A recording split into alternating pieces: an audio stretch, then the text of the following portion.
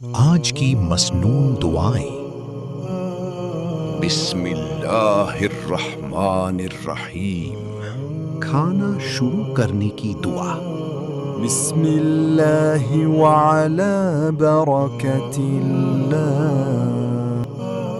ترجمہ: اللہ کے نام سے و اللہ کی برکت کے ساتھ کھانا شروع کرتا ہوں۔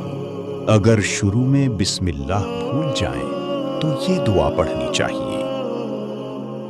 بسم اللہ اولہ و آخرہ۔ ترجمہ: اللہ کے نام سے اس کے آغاز اور آخر کے ساتھ کھانا شروع کرتا ہوں۔ کھانا کھانے کے بعد کی دعا۔ الحمد للہ الذی اطعمنا وسقانا وجعلنا من المسلمین۔ ترجمہ: تمام تعریفیں اللہ کے لیے ہیں